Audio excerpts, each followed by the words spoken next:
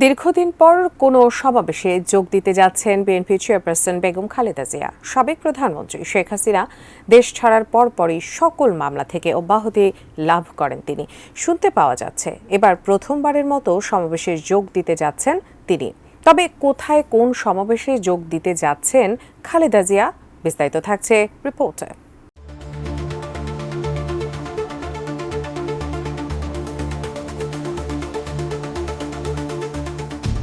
সর্বশেষ জাতীয় বিপ্লব ও সংহতি দিবস উপলক্ষে ২০১৭ সালের ১২ নভেম্বর সোহরাওয়ার্দী উদ্যানে এক সমাবেশে ভাষণ দিয়েছিলেন সাবেক ৩ বারের প্রধানমন্ত্রী খালেদা জিয়া। তার পরপরই বিভিন্ন মামলায় জড়িয়ে কারাবন্দী হন বেগম জিয়া। পরে স্বাস্থ্যগত জটিলতায় কারাবন্দী থেকে অব্যাহতি পেলেও গৃহবন্দী হয়ে পড়েন তিনি। তবে গত ৫ আগস্ট শেখ হাসিনার পতনের পরপরই সকল মামলা থেকে অব্যাহতির সাথে সাথে কেটে যায় গৃহবন্দী জীবনও। গত ২১ নভেম্বর দেশের সেনাপ্রধানের আমন্ত্রণে সশস্ত্র বাহিনী দিবস উপলক্ষে সেনাকুঞ্জের সংবর্ধনা অনুষ্ঠানে উপস্থিত ছিলেন তিনি। তবে সেখানে কোনো বক্তব্য প্রদান করতে দেখা যায়নি বিএনপির চেয়ারপারসনকে। তবে দীর্ঘ প্রায় ৭ বছর পর আবারও সভামঞ্চে বক্তব্য দিবেন বেগম জিয়া। বাংলাদেশ জাতীয়তাবাদী মুক্তিযোদ্ধা দলের কয়েকজন নেতা গতকাল শনিবার গণমাধ্যমকে তথ্যটি নিশ্চিত করেছেন বলে জানা যায়।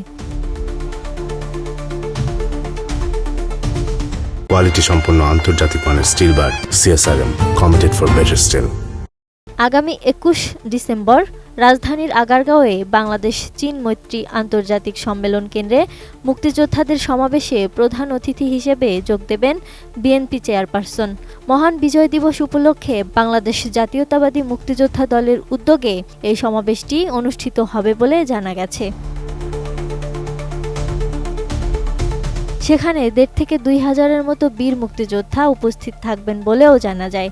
আরও জানা গেছে এ বিষয়ে যাবতীয় প্রস্তুতি সম্পন্ন করেছে জাতীয়তাবাদী মুক্তিযোদ্ধা দল।